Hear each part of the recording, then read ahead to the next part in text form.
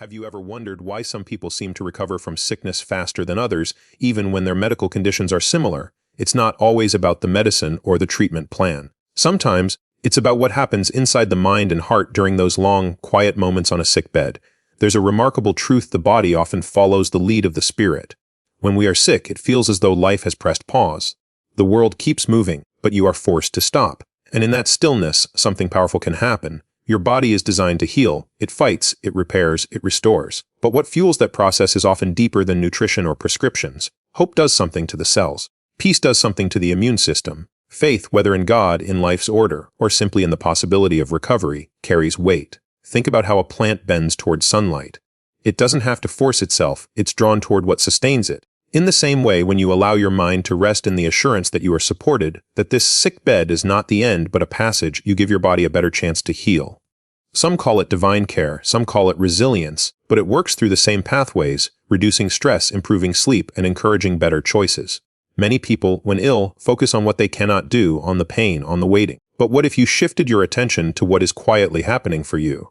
That pause is allowing the body to repair. That bed is giving you time to reflect. That moment of weakness is preparing you to rise again with more clarity than before. As the book Man's Search for Meaning reminds us, the human spirit can endure almost anything if it has a reason, something to hold on to. Your role is not just to endure the sick bed, but to participate in your own restoration. Eat what nourishes you. Rest without guilt. Speak kindly to yourself, and most importantly, carry the quiet confidence that you are being sustained even when you cannot feel it yet. Illness often tries to isolate us, to make us feel abandoned, but in truth, it's often the time when life itself is holding us the closest. So, when the waves of weakness come, instead of asking, "Why me?" try asking, "What is this giving me?" Strength can return, joy can return, energy can rebuild. The sick bed is not your final chapter. It's a waiting room for renewal. Have you ever wondered why some people seem to recover from sickness faster than others, even when their medical conditions are similar? It's a question that puzzles not only patients but even doctors. We've all seen it: two individuals facing the same diagnosis, receiving the same treatment, yet their outcomes are drastically different. One regains strength step by step, almost as if something invisible is lifting them forward. The other, despite every medical effort, struggles to improve or loses hope entirely. What makes the difference? Is it just luck, or is there something deeper at play? Science has explored this for decades, and while medicine plays an undeniable role, there's another dimension we cannot ignore: the mindset and belief system a person carries during their illness. The way you think, the way you perceive your own recovery, can create a powerful ripple effect within your body. When someone believes they can heal when they hold on to hope, their body responds differently. Stress hormones begin to lower, their breathing becomes calmer, their heart rate stabilizes. The immune system, freed from the heavy hand of constant stress, starts working the way it was designed to: efficiently, quietly, powerfully. Now imagine the opposite. When a person loses faith in their recovery, when their thoughts are filled with fear, resentment, or despair, what happens? The body interprets those mental states as danger. It releases chemicals that keep it on high alert, draining energy that could have gone into healing. It's like trying to repair a house while the alarms are blaring and the walls are shaking. You can patch a few things, but real restoration is difficult. This is why you've probably heard stories of people who, despite grim predictions, bounced back because they refused to give up. They kept a picture in their mind, not just of being sick, but of being whole again. They talked about the things they would do when they were better. They prayed, they meditated, they visualized themselves walking, laughing, living fully again. That inner vision was not just wishful thinking, it became a set of instructions to their body: keep going, we're not done yet. And here's the fascinating part: this doesn't require extraordinary talent or rare strength. It's available to anyone, even in the quietest, weakest moment on a sick bed. It starts with a simple decision to believe that this is not the end, that your body is capable of remarkable repair, and that your spirit can sustain you until your strength returns. So, when illness comes, ask yourself this: what story am I telling my body right now? Is it a story of defeat or a story of recovery in progress? Because your cells are listening. Your mind is the messenger, and your body is the worker. Feed it with fear, and it slows. Feed it with hope, and it starts to rebuild. The power of hope and inner strength and healing is something that is often underestimated, yet it is one of the most profound forces within us.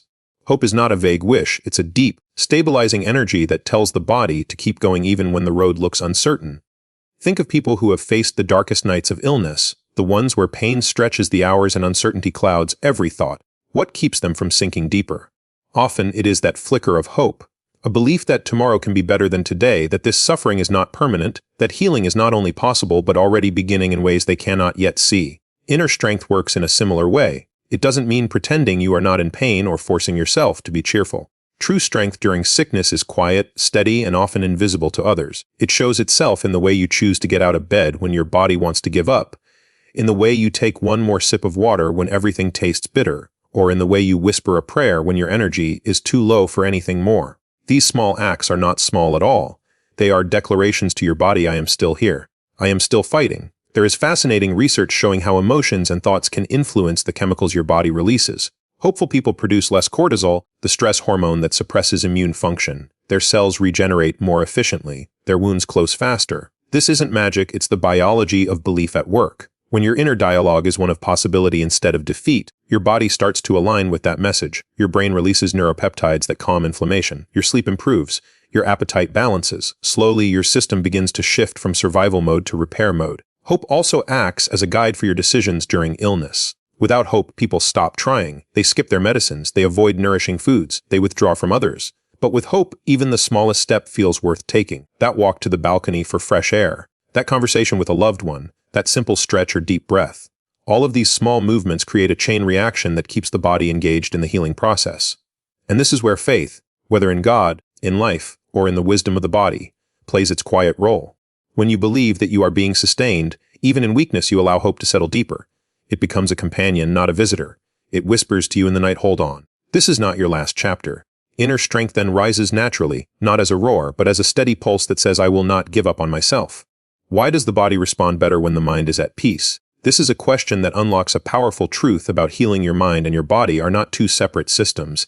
They are constantly speaking to each other. Every thought you have sends a signal, every emotion releases a chemical, every state of mind sets the tone for how your body operates. When you are tense, worried, or restless, your body shifts into defense mode. It tightens muscles, raises your heart rate, and floods your system with stress hormones designed for survival, not repair. Healing does not thrive in that environment. But when the mind finds peace, something remarkable happens. The body begins to move from survival into restoration. Your breathing slows, blood flow improves. Cells start to focus on rebuilding rather than just defending. Even your digestive system, which often struggles under stress, begins to function better, allowing nutrients to be absorbed and delivered to the places that need them most. This is why people often recover faster when they learn to rest not just physically, but mentally. Peace of mind doesn't always come easily when you're sick. There are so many what-ifs that try to steal it. What if I don't get better? What if this lasts forever? What if the pain increases? These thoughts stir up a storm, and the body feels that storm as real as any physical wound. Yet peace is not the absence of those questions, it's the decision not to live inside them. It's saying to yourself, right now I am safe enough to rest. Right now I will let my body do what it knows how to do. Many people underestimate the power of simple practices that bring peace. Slow breathing, listening to calming words, prayer, quiet reflection, even moments of gentle gratitude. They are not luxuries, they are part of the healing process. When you take a few minutes to settle your mind, you are giving your body a direct message: you are allowed to heal now. The nervous system calms, inflammation lowers, and the immune system becomes more effective. Think of the sickbed not just as a place of waiting, but as a place for this inner stillness to grow. Worry and fear may knock at the door, but you do not have to invite them in. Every moment you choose calm over panic, acceptance over resistance, your body thanks you in the quiet language of recovery. The mind at peace does not remove the illness instantly, but it clears the path for the body to walk toward health without stumbling over constant inner noise. The unseen role of faith and perseverance in overcoming sickness is one of the most profound yet least measured aspects of healing. Medicine can prescribe treatment, therapy can guide recovery, but there is a force within the human spirit that often makes the real difference between simply surviving and truly overcoming. Faith is not just about religion. It is a deep trust in something greater than your immediate pain. It is believing that there is purpose even in suffering, that your body is capable of returning to strength, that the darkness will not last forever. Perseverance is its companion, the willingness to keep moving forward even when progress feels painfully slow. When a person holds on to faith during sickness, they are not denying the reality of their condition. They are refusing to surrender their inner ground. They wake up each day and choose to believe that healing is possible. They might whisper a prayer before taking their medicine. They might visualize themselves walking again while their body is still weak. They hold on to that picture in their mind, and with each small step, their faith feeds their perseverance. It becomes a rhythm: believe, act, rest, repeat.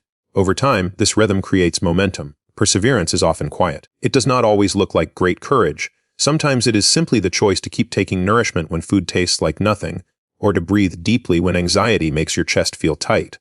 It is making room for tomorrow when today feels heavy. That persistence keeps the body engaged in the healing process, even when setbacks come, and they almost always do. Perseverance says, "This is a bend, not the end." Faith, on the other hand, does something remarkable to the inner landscape of a person.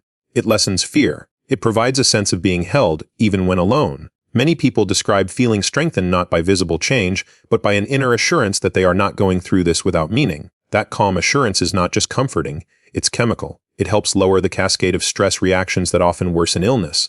The heart steadies, sleep deepens, and recovery becomes more possible. There are countless stories, quiet, uncelebrated stories, of people who were told their chances were small, yet they lived on for years beyond predictions. Not because they had some rare access to better care, but because they carried faith and perseverance like hidden medicine. They let time do its work without letting despair rot their spirit. This is the unseen role of faith. It builds a bridge over the deepest valleys, and perseverance is what walks you across it, step by step, until the ground feels steady again. How often do we underestimate the power of small, intentional actions during times of illness? We imagine healing as a grand event, sudden breakthrough, a miracle moment when everything turns around. But more often, healing is built brick by brick, through choices so small they can easily be dismissed. The body does not rebuild itself in a single leap, it recovers through steady, deliberate steps.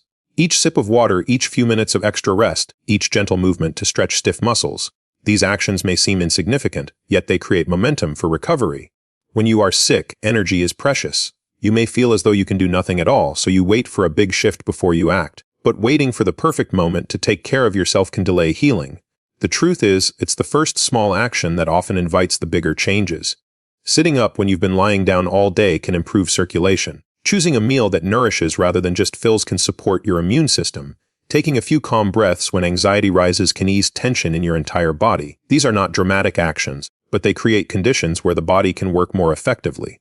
The challenge is that small actions are easy to overlook or dismiss.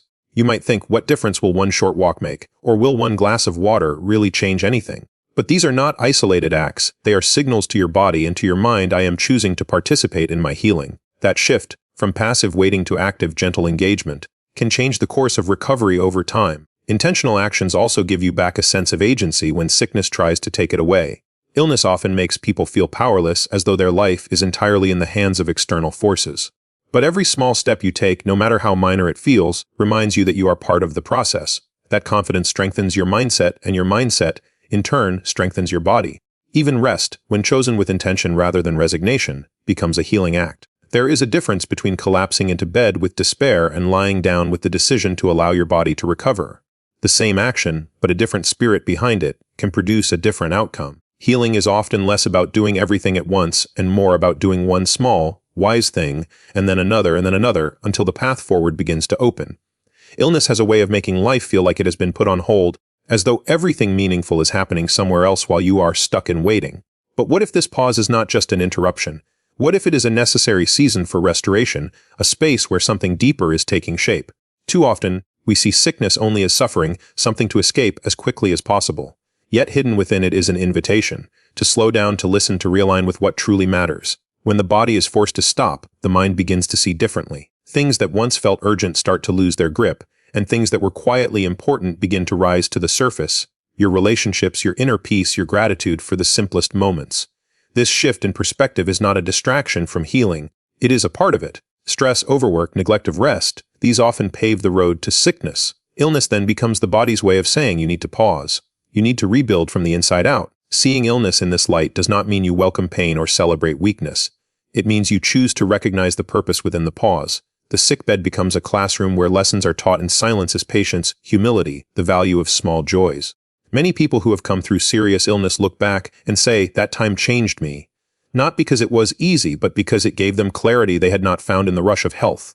Restoration is not just about the return of physical strength, it is about renewal of the whole person. It gives you a chance to ask, what will I carry forward from this? What will I leave behind? When the pause ends and strength returns, you often rise with a wiser heart, a gentler outlook, and a clearer vision for the life you want to live. So instead of seeing the sickbed only as lost time, try to see it as borrowed time, time given for you to reset, to allow your body to heal and your spirit to breathe. Healing is rarely only physical. It is a weaving back together of what has been scattered. And sometimes, the pause is exactly what allows that weaving to happen.